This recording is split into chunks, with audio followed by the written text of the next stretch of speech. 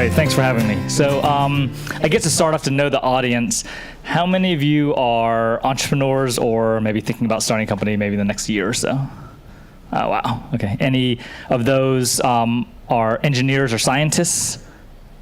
Okay, and how many of you have your PhD or are working with PhDs?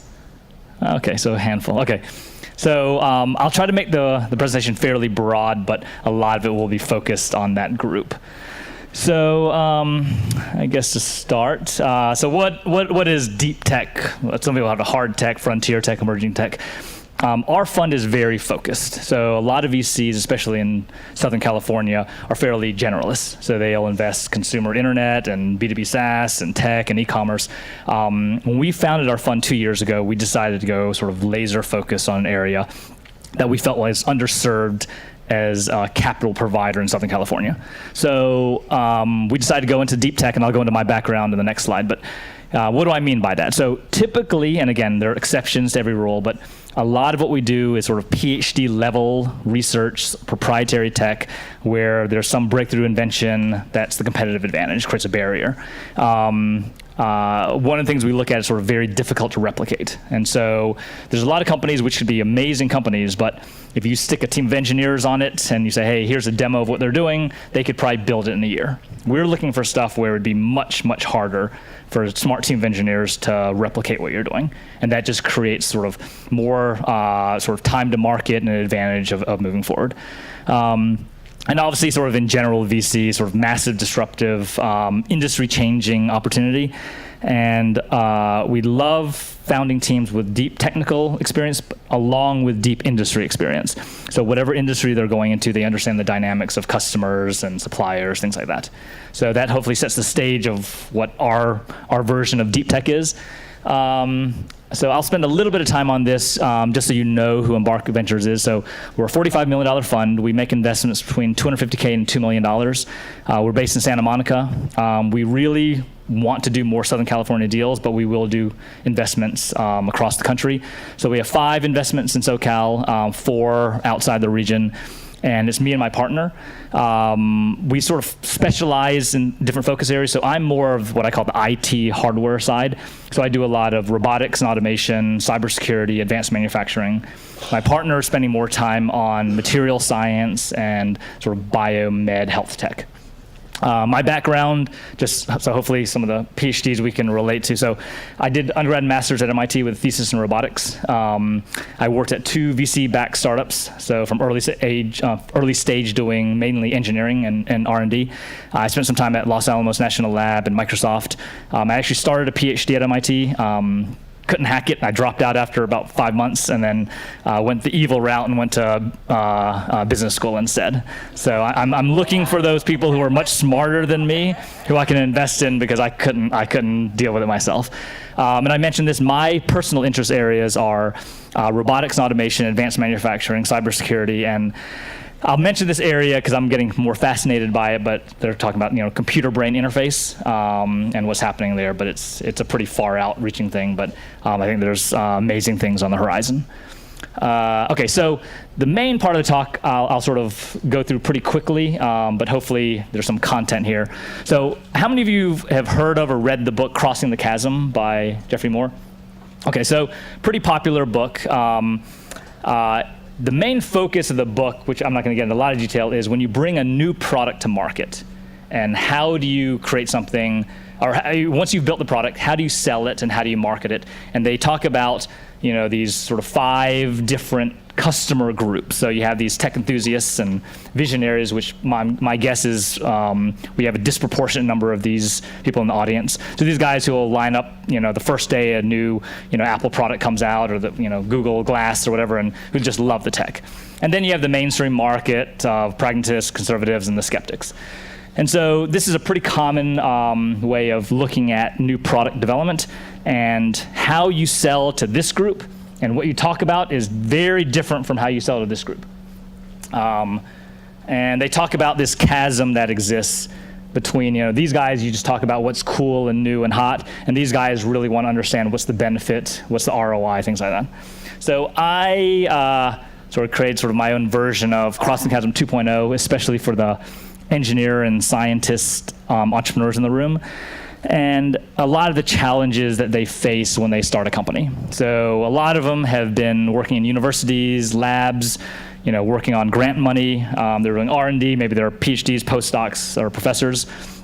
And they are trying to figure out how to raise money and create a startup and shift a lot of their research from research to product and engineering, and going from being a PhD postdoc to becoming a founder and executive. And that chasm can be actually very, very difficult for a lot of researchers to understand. And so in our diligence process, we try to understand and try to help entrepreneurs figure out how to make that transition. And so I'm going to go into sort of 4 areas that we look at as VCs and investors, that if you are an entrepreneur focused on a lot of hardcore tech, these are things that we're going to be looking into. So defensibility, R&D, so I've mentioned R&D to engineering, to productization, to manufacturability. Talking about technology versus value.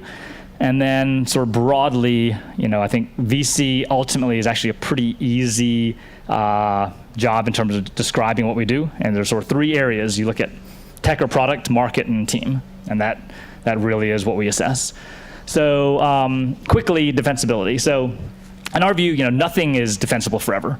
But we think about it as what kind of head start can your technology have beyond, above other competitors, that you can get to market a couple years earlier and be very difficult for competitors to come in and do what you do. And I mentioned this before, one of the criteria we use when we look at startups and technology is, if a smart team of engineers heard about what you're doing or saw a demo, they don't know the secret sauce of what you're doing, could they replicate what you're doing in a year? And if they can, our view, it's probably not as defensible as we'd like, and we're trying to find those companies that, team of engineers would look at it and be like, wow, I don't even know where to start. It would take a long time for me to figure out what they did. So that's our preference. It's not a hard and fast rule every time, because there's many, many different areas of defensibility beyond technology. So there's network effects, and there's team understanding, things like that. But this is probably the core area that we look at. And obviously, generally in the companies we look at, there's a lot of patents, trade secrets. But there's also can be what I'll call system defensibility. So it's not necessarily one component, but the entire system they have that makes it defensible. The next area, which I would actually say a lot of technology or scientists, entrepreneurs trip on, is how they transition what they're doing in a lab to what they're doing in, quote unquote, the real world. And so when we invest, we generally like to say, so we've done 9 investments. 8 of the investments were pre-product. So we're comfortable going early, pre-customer, pre-revenue. But our hope is that on our round of financing, you will get to first customer, first revenue, and then you'll raise your next round of financing. And so during that time period, the team and the company need to make this transition. So when we invest, we generally like the R&D to be done. The technology is well understood, but they need to take this technology and actually productize it. And so a lot of times when we invest, not that there's no new discovery, but you're taking the core of the technology and you're actually really trying to hone it and build it for a product. And so oftentimes you worry less about the brand new thing in the pipeline, but really just getting your technology and making it work. And so one of the things that people work on is, sort of our assessment whether the technology is ready is, can you hire sort of non-expert engineers to actually execute and take your technology and productize it? Because hopefully by that time you have worked out enough of the big questions on the R&D side that you can actually hire people to do that. You don't need experts. And it works in the real world, not just the lab. One of the other things we look at is productization. So if you can actually specify a feature set, specs, then you probably understand your technology pretty well. If it's still like, we sort of have something that works occasionally, but we don't really know how and why, you probably aren't at this stage, and it might be a little too early.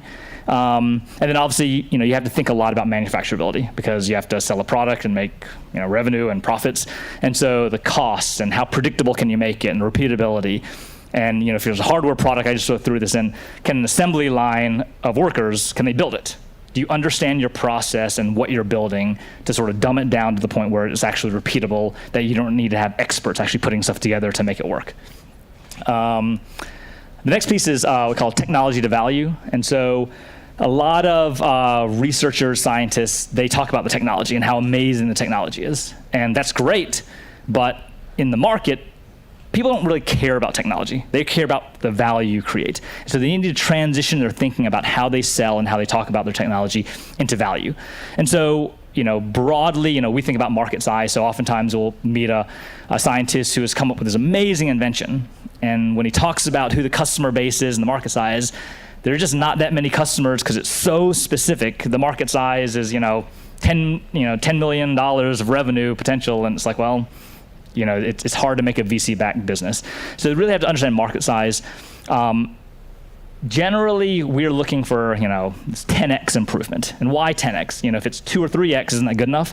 Well, oftentimes when you have a large company who's working with some process or technology, and you are coming up with something brand new, breakthrough, they don't know who you are. They have this technology that might be 10 years old and it works. And now you're this brand new startup that has very little funding, and they want you to switch over to this new process. Well, if it's twice as good, I'm not taking the risk. If you're a large company, you're probably not going to take that risk. So if it's 10x better, then you're like, okay, well, maybe it's worth taking that early risk. And so being a little bit better is not good enough, especially in sort of this new breakthrough technology area. So, it's just a reality that, a lot of larger customers are a little bit maybe slower to adopt. And if you're just a little bit better, it's not worth all the headache and the risk associated with changing things out to test what you have out unless it's so much better. And so, while specs are important, it's ultimately about ROI. And so the business case, why it makes sense, economics. And the other thing is a lot of researchers think about competition, and they think, I have this method and there's this other researcher who is doing something similar and we're a little bit better than them.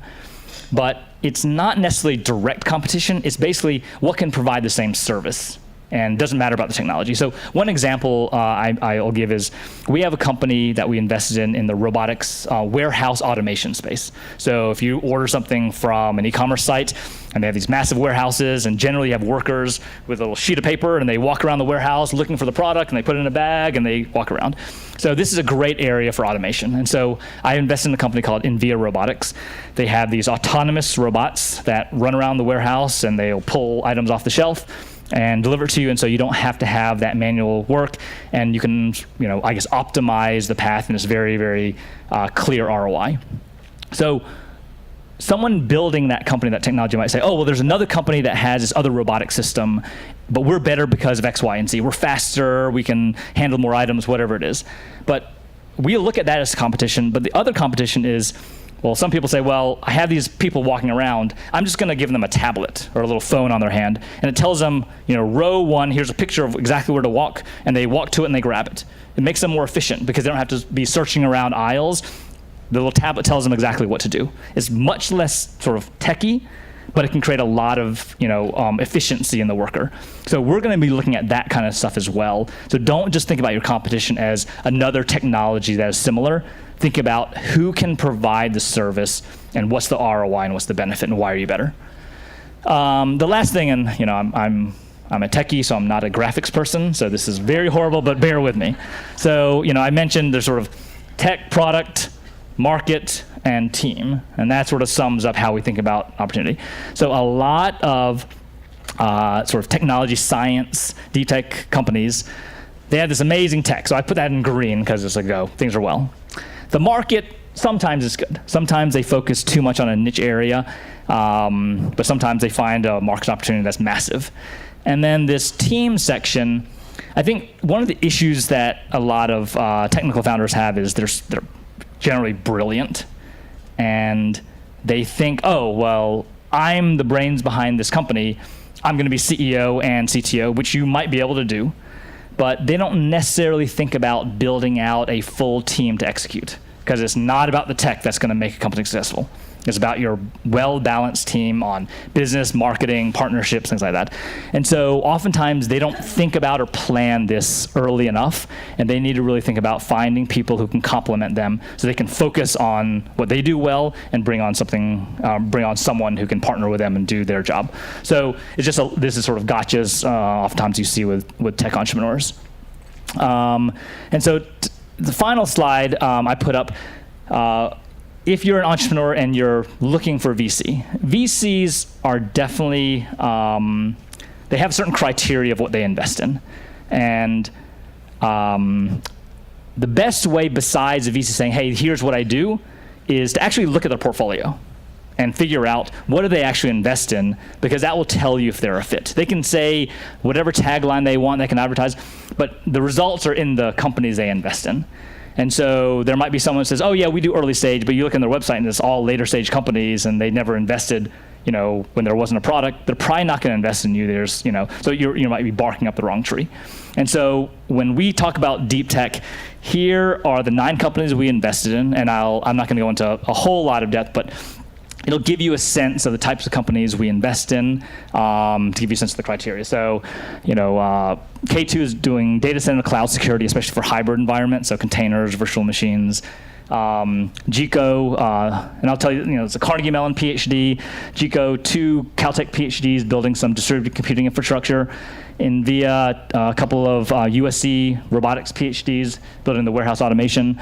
Sentient was a professor from University of North Carolina who was an expert in low-power chip design. So this is an analog ASIC that puts AI machine learning on a chip for edge computing. And so multiple PhDs. Truvian Sciences, a blood diagnostics company in San Diego. Expanse 3D, I think they might have spoken here, so a few of you might have seen this in 3D printing space.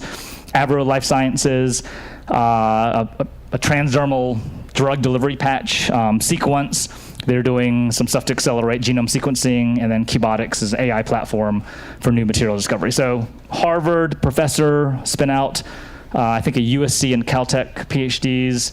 So it gives you a sense of the types of companies we like and what we look for. And I think that's it. So hopefully that was quick, and I'll open it up for questions. Give it up for Peter. Thank you, Peter. That was great.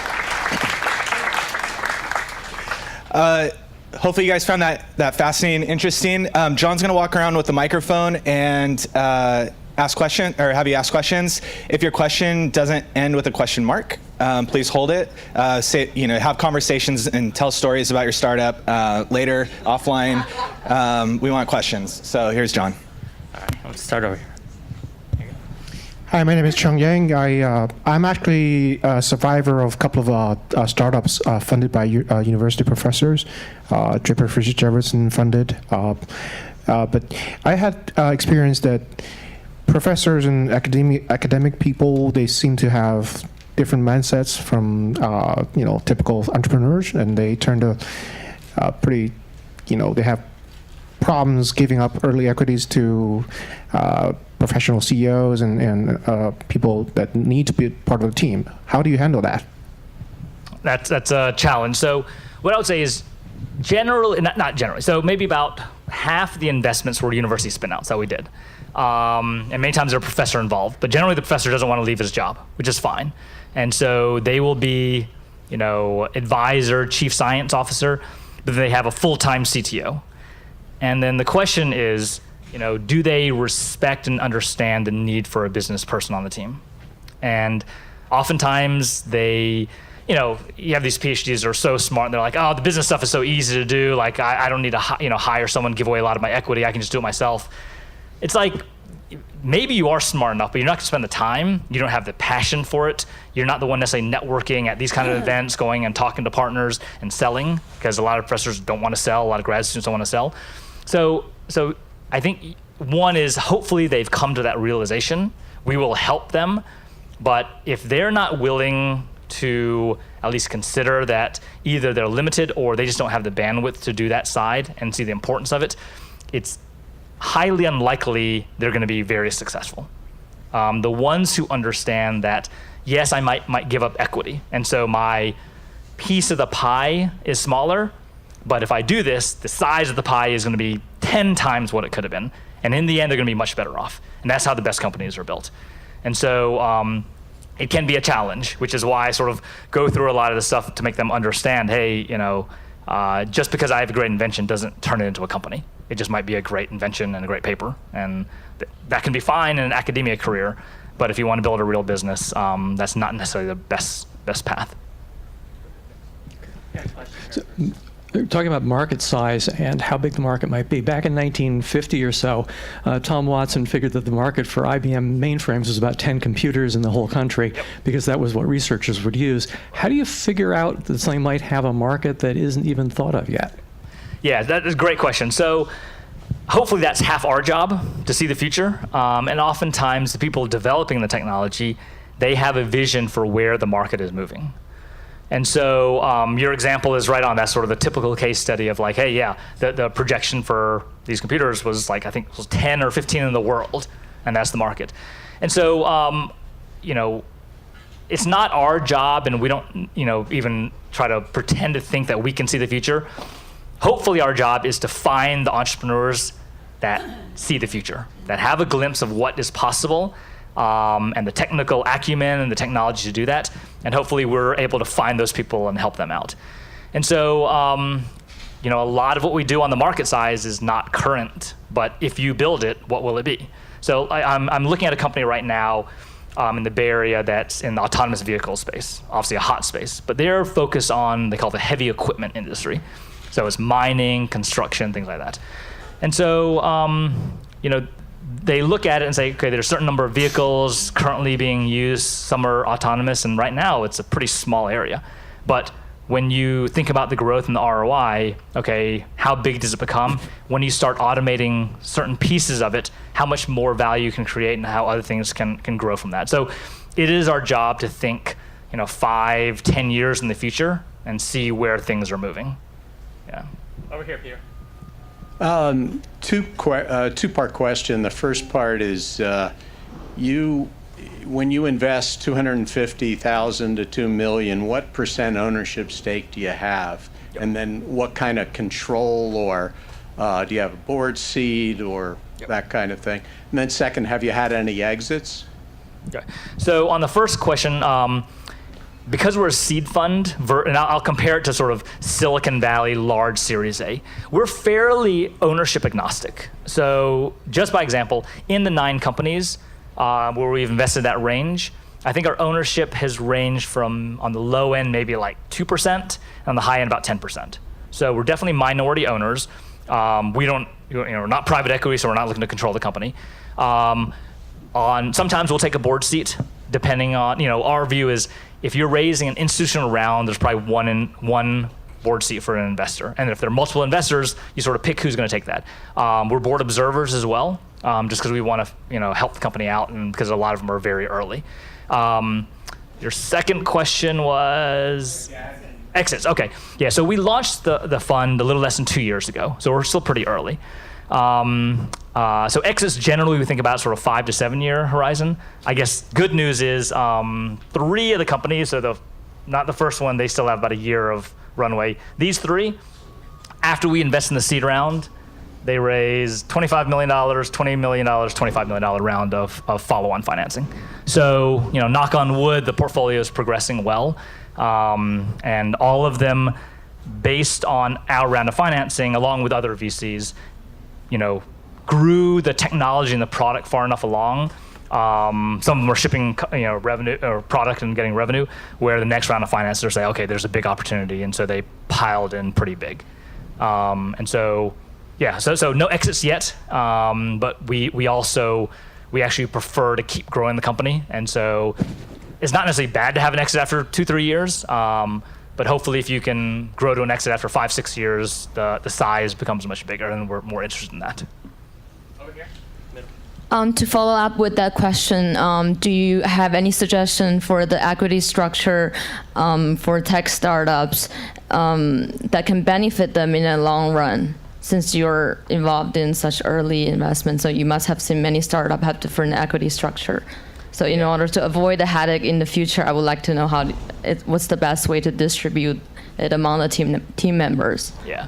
So I'll answer maybe a broader question, hopefully get to your question. So a lot of mistakes that early founders make is to screw up their cap table, honestly. So one is, if you have, I want the equity in the company to be with the founding team of people who are full-time and working 24/7 killing themselves to make this company successful. So if you have a founder who is part-time, who doesn't really pull his weight, wants to be an advisor, if they're early enough and they're a really contributor, I'll give them some equity, but I don't want the lion's share of the equity in someone who is not involved in the company day to day. So that's one thing. The other thing is, when you're early on, it's hard to raise venture capital because you have a lot to prove out. So you raise money from angels. And they're sophisticated angels, and when I say sophisticated, it's not necessarily smarts, it's just people who have done financing for early stage companies and understand what it takes versus angels who are honestly sort of looking to take advantage of you. And so oftentimes we'll see cap tables where, and no offense to anyone in the room, but yeah, I use this as just like someone who made money in real estate say, hey, I want to be a tech investor, and okay, I'm going to give you, you have no product and revenue, but I'm excited. Here's, X amount of money, and I'm going to give you a $10 million valuation or a $20 million valuation. It's like, as an entrepreneur, you're excited. That's great. But the next round of financer likely is not going to look at that valuation and be like, that fits. And so we're either going to say, okay, we're going to have to recapitalize the company because that ownership structure doesn't work. Or we're going to be like, hey, it's too much work, it's too messy, we don't want to get we'd rather move on. And so it's really important, one is to hire good legal counsel. And legal counsel is not, unless you're in the entertainment field, like an entertainment lawyer, find someone who has done early stage technology or like legal work for companies that are raising money and get their advice, because they will understand what a VC wants to see on a cap table and how it's structured so that it's just not a mess. And so, founding team should have it in the first, every single financing round.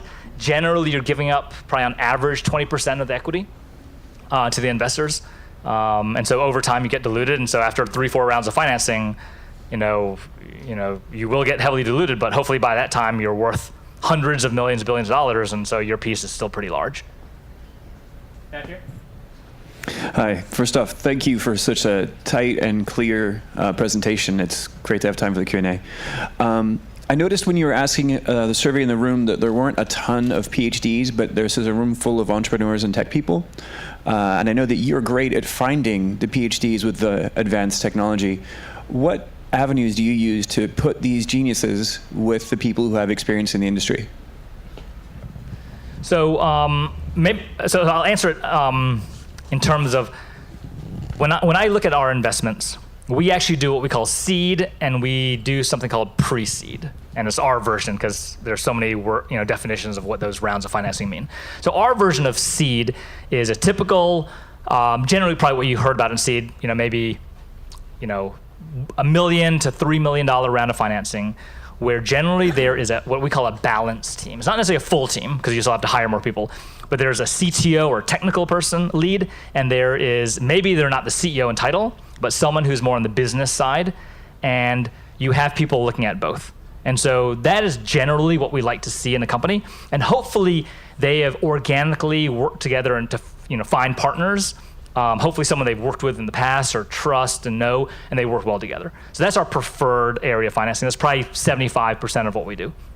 We have started doing what we call our version of pre-seed. And our version is not about the stage of the company, because 8 out of the 9 companies were pre-product anyway. But oftentimes on occasion we will invest in technology-only founders before there is a business partner found. And part of the reason for that is in order to recruit a really strong business person, and I'm not talking about, hey, I have an idea, I need to find a business person, so I'm just going to go to one of the business schools and find some MBA student to join me. It could work out, but to be honest, that might not be the optimal path, and you're hiring a co-founder for the long term, and you really need to think about who that person is. So oftentimes to recruit a great business executive, the business executive doesn't know the technology. He might know the industry, hopefully, and might need a little bit more proof to get on board and say, yeah, I'm willing to risk a lot, take a lower salary, and duke it out with you in the trenches. And so our hope is on those pre-seed rounds, maybe it's $1 million round, where it's enough money to get that technology entrepreneur to build a demo, a beta, a proof of concept that really demonstrate what the technology can do. And when you can do that, then oftentimes the business executive sees it and is like, oh, it was on PowerPoint before and you described it, but now that I see it, I get it. you can now recruit someone who is, world class, hopefully. And so we just feel like there's maybe versus the Bay Area, which is obviously a very sophisticated ecosystem. I think in Southern California, I think there's just maybe less volume of entrepreneurs and executives who have been there, and so we feel like there's an opportunity in the market to invest earlier and help that technology executive, build something, and we'll hopefully make intros to people. But once you have something demonstratable, it becomes a lot easier to convince people to join the team. Over here.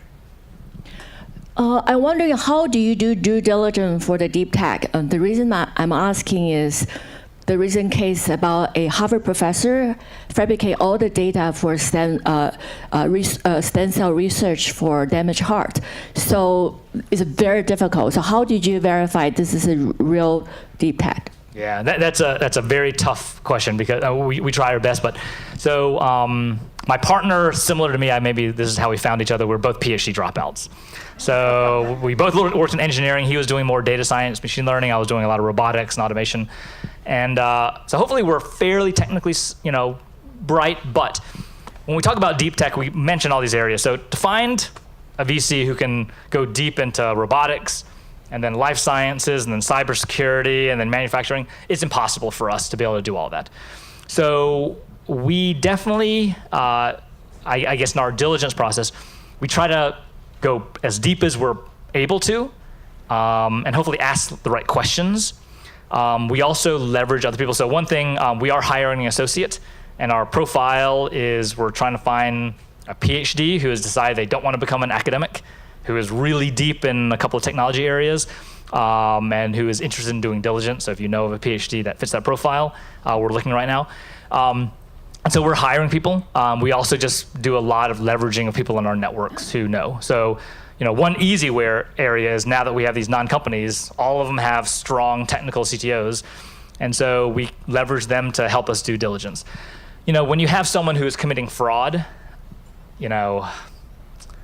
hopefully we can go deep enough, but if they're already committed fraud, then they're probably going to answer questions even to experts who are asking them and sort of fool them. So, hopefully aside from that, and it's an actual honest person, we do try to find experts and try to build our own expertise to be able to go deep. But it is a challenge because as deep as we want to go, we'll never be as deep technically as the engineer scientist who's probably been working on this for 5 years and is an expert.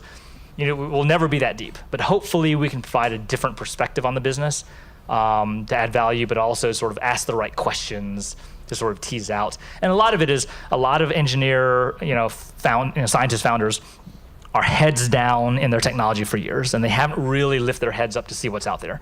And so a lot of the analysis we do is more competitive analysis to see, hey, there's this other company working on something similar in their approach, and we try to compare and contrast, things like that.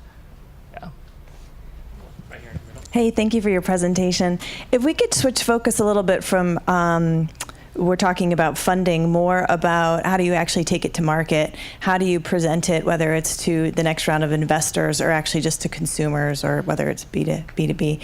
I work in branding, and I work with a lot of crazy, amazing startups that have blue ocean ideas, and it's like going to change the world. But I have to put the words on the website to say this is what it does and the value that it brings. And one of the challenges that we have is, do you try to explain the whole product, exactly what it does, how it encompasses everything and will change your life? Or do you start with something where you could get a little bit of traction, one feature that is still really important? How do you not overwhelm consumers or overwhelm investors with what the whole product is offering? Yep.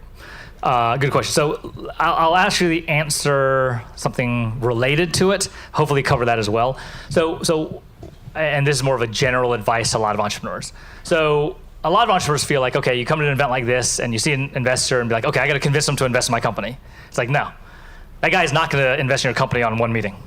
Your goal when you meet at a VC is to take a second meeting. And that meeting, he's not going to invest at a second meeting. Your goal is to make them take a third meeting and spend time in diligence. And so you want to tease enough to get them intrigued and interested. Now, that's an investor side. from a company perspective, when you're putting it, I think there probably is, maybe there's a technology just invented, and there's 3 or 4 things that are amazing about it.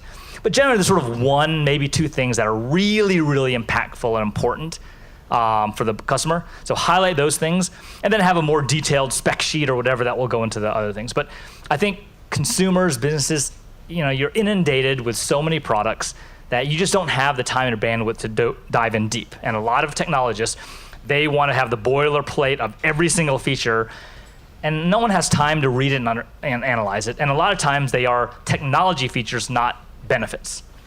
And so this is why you need a executive on the business side who understands that piece to translate what the mad scientist genius has created into something that the average consumer cares about.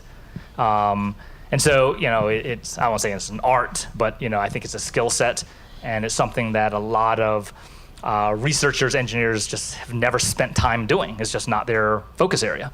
And so, that's one of the reasons why you need to have that. Yeah. It's rare that you have someone like an Elon Musk who can do both.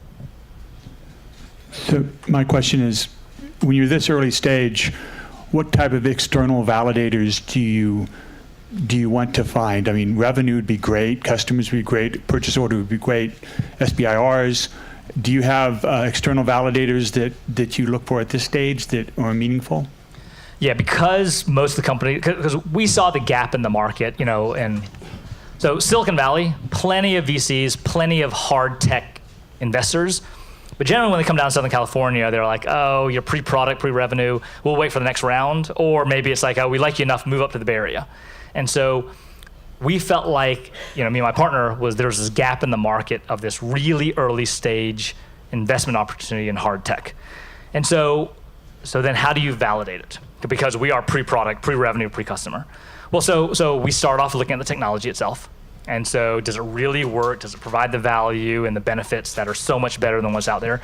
And then even though you don't have customers right now, you definitely have potential customers, and hopefully they know enough about the value you're creating and what you're working on broadly to say, oh, if someone can actually do this with this cost structure and this performance, I'm very interested. Okay, that's a great validation, even though they haven't been using it. Obviously, the Series A investor will probably want to say, okay, well, I want to see the product in the customer's hands using it to really understand if they love it or not. But hopefully that will get to the next stage of financing. And so we just do our best to understand the market opportunity, if it's big, the technology is really defensible and creating real value. And then we do try to talk to customers who would be the potential buyers of the product. Yeah, that's all you can do. We don't look at spreadsheets. I mean, we look at them, but someone who is pre-product putting out a 5-year financial projection is like, great. It like all we know is it's always wrong. Of course, you might have underestimated, overestimated. It doesn't really matter at this point. And so, to be honest, the only financials I look at is what is your burn and what's your runway, and do you have enough runway to get to the milestones you need? And generally at early stage, because technology is hard and building. We don't do all hardware. Probably about half of the companies here are hardware, half software. But hardware is hard, and it takes a lot of money. It takes time. And so generally at early stage, when we invest, we want to see 18 to 24 months of runway. From the time we invest, it's going to last that long, because you probably want to leave yourselves 3 to 6 months to raise the next financing round. And so let's say you have 18 months runway. You subtract 3 to 6 months. Let's say 6 months to be conservative. So you have about a year to really build product and get revenue, or not necessarily revenue, get to certain milestones. And then you have to start fundraising again. And so, if you're raising 12 months runway, you're not leaving yourself a whole lot of wiggle room if something goes wrong. Because in a startup, if you guys have ever worked in a startup, something always goes wrong. And it's always the stuff you don't expect it to.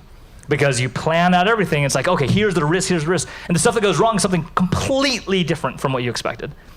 The only thing predictable is it will 100% happen, and you have no idea how to predict it, and so you have to build in that buffer. You're just not going to hit your timelines every time. Question on, great presentation, by the way. Question on university, dealing with stuff coming out of universities. Universities as opposed to just the professor doing work. What have you seen in terms of the tech transfers office involvement helping or hindering that process? And I don't know if you've dealt with some of the universities in the area. Some are obviously better than others. Yeah. So we have not yet actually taken a technology straight out of university and actually got them through the transfer. Most of the companies that were university spin out had already done that work already. There's definitely a wide difference in sort of sophistication and helpfulness of different universities. So, Stanford and MIT, they're amazing at it, which is why it's so easy and it's clean and simple. Investors say, oh, you're spinning out of technology. We know MIT or Stanford's not going to take advantage of you, and it's easy and simple. And I think a lot of universities are trying to play the catch-up game. So I'm actually, right after this, I'm having lunch with someone from Caltech's tech transfer office.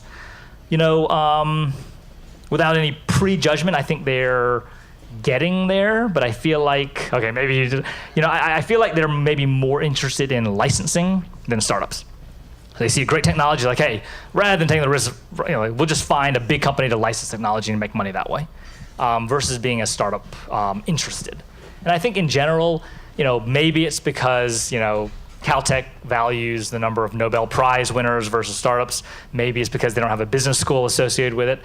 They're just sort of broadly, compared to some of the other universities, are less entrepreneurial. You find less entrepreneurs really interested in wanting to spin up companies. But they're there. And so we're trying to do our best. I think, UCLA and USC have, for years been trying to get better at it, but they see what's going on in the Bay Area and they see that it can be done a lot better. And so, hopefully we can help out in that, but yeah. Right, yeah. Over here. Universities, I'm specifically looking for AI areas. How do you validate their solution? The reason is that we're working with some local universities, and the bottom line is they don't have the data. In order to come up with really deep learning solutions, you need to have a lot of data. And even they're working with us, industries, they don't own the data. So how do you validate that, and how you can support them? Yeah, good question. So let me answer. So AI is now the hot thing. Everyone does AI. Every company you see, no matter what realm or area, is AI company. So for us, because we look for defensibility and protectability, generally, and this also goes, maybe I'll plug in robotics, which is more of the hardware stuff. If you're a company that, and again, these can be great businesses. There's no judgment on the business. It's just our interest. So if you're a company that says, hey, we see this task that can be done, with a robot, and so we're going to buy a robot arm off the shelf, and we're going to buy sort of off-the-shelf computer vision and some algorithms, and we're going to apply it towards the industry. To us, it's not as interesting because it's not defensible. Because another smart team of engineers could say, hey, I can buy the same robot and have it do this one manual task. So we're looking for something, again, that sort of pushes the envelope. AI is the same thing. There's a lot of companies saying, oh, we use AI. Well, what's the AI they're doing? They plug it into IBM Watson, or they take an off-the-shelf open source software. And again, they can be great businesses because maybe they're more focused on the product and they understand the customers and they put the whole solution together. But we're really looking for more fundamental advancements in how that work is done. So in terms of how we validate, one of the barriers is if you have access to a proprietary data set. So if you have it, great, and maybe you've done a partnership, let's say you're in the healthcare space and you're analyzing some radiology data to identify some cancer. And you've done a partnership where you're getting a feed from them and they're the only company that they're going to give it to, then that data set's great. And so that can be a barrier even separate from the technology itself. I think AI is advanced far enough where now there's deep learning and reinforcement learning, and so we definitely do try to bring in experts to really understand what they're doing that's different.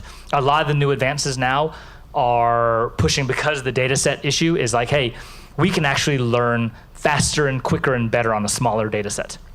So I've been looking a lot at sort of robotic arm automation, and a lot of the new companies are like, hey, instead of having massive amounts of data to train a system, you can actually train it with a much smaller data sets and they'll learn a lot faster. And so it's a very interesting area. The technical diligence piece is, well, that's one of the reasons why we're hiring a a PhD associate, because we definitely know we need smarter people around the table than us.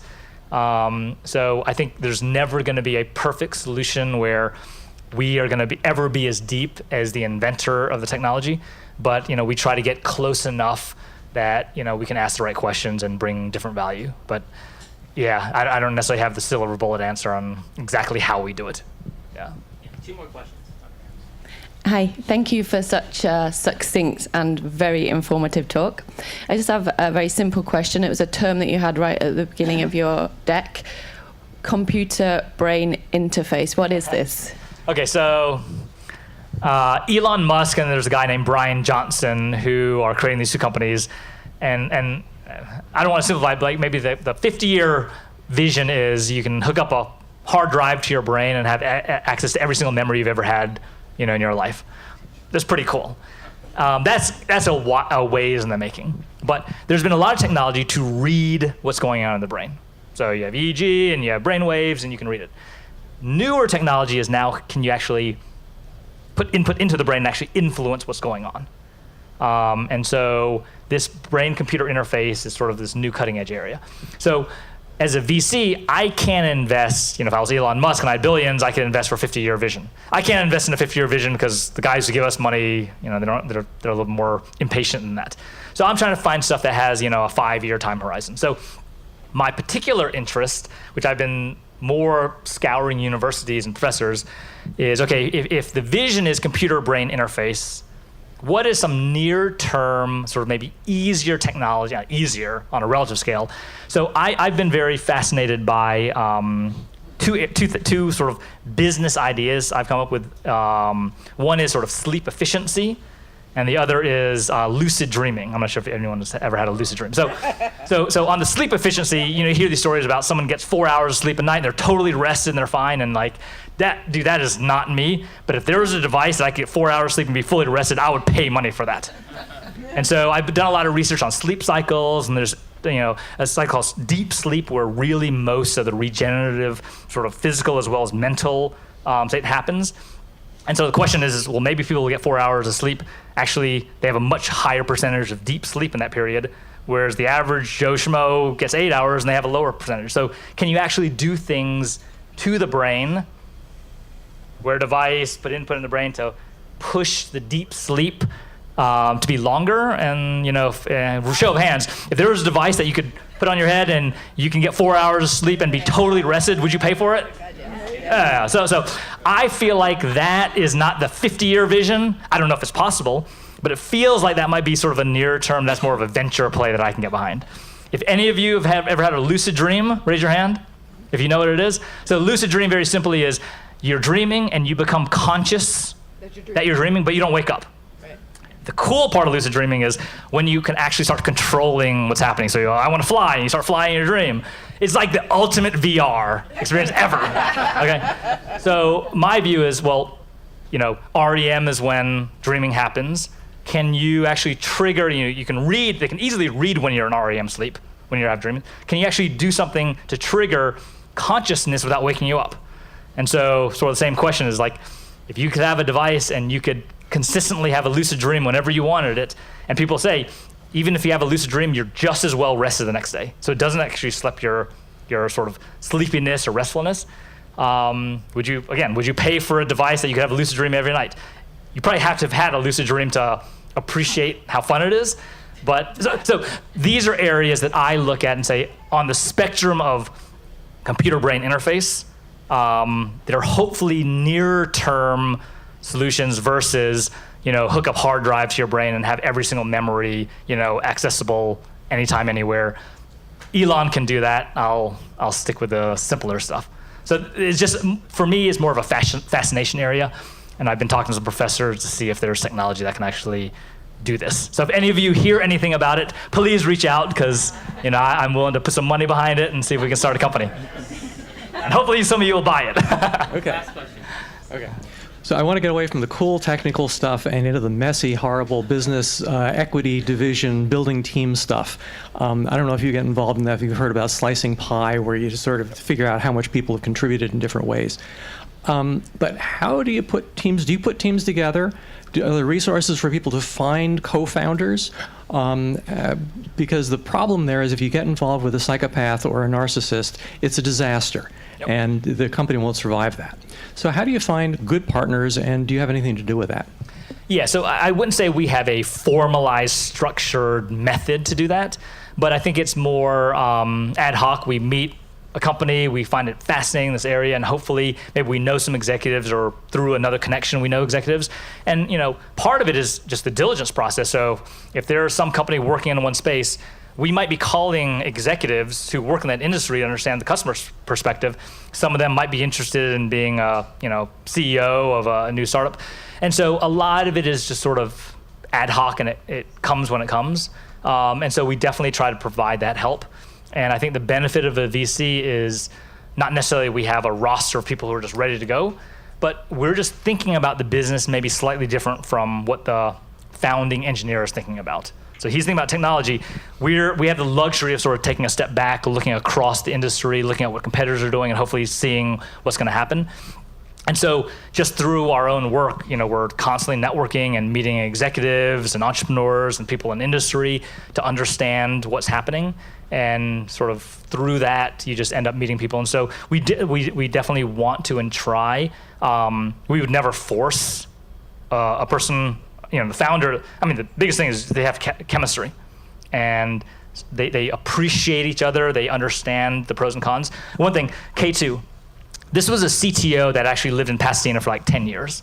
I'd known him for many years. Brilliant. It was Carnegie Mellon, PhD, worked at Los Alamos National Lab and CERN. He's more of a physicist, mathematician.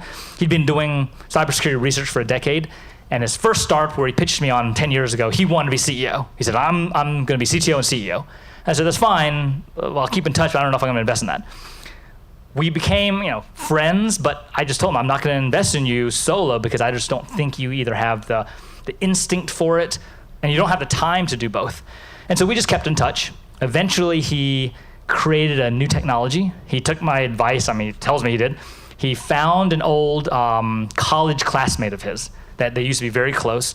A guy in Silicon Valley. He started 2 companies. Both of them sold for north of $100 million. And they started talking, working together. And then now he looks back, and he's told me multiple, I'm on the board of this company. He's like, man, that was the best advice, because even though at the time he wanted to do both, he just either wasn't as good at it, he wasn't as passionate about it. And now he can focus 100% of his time on the technology. He has someone he can trust who is smart and accomplished in different areas than him. And he's like, oh my God, it's such a better world. And so if you can find that person, you're gonna realize you have such a better chance of succeeding versus just trying to hold on to everything and it's like, no, it's my invention, my technology. The likelihood of it really growing is a lot more minimized. So, thank you, Peter. That was great. Before you head down, one, I want to get a picture of you, and I've actually got one last question. I really appreciate you spent north of 30 minutes doing Q&A with the audience here. You have a great presentation. Thank you for that. Is there anything that the group here can do to help you with your VC fund? Yeah, so our focus. So if you find the mad scientist, PhD, who's come up with some crazy invention, send them our way, because we will invest early, and we have bold ambitions to build great companies. So that really is it. We definitely want to find those technology and technology entrepreneurs.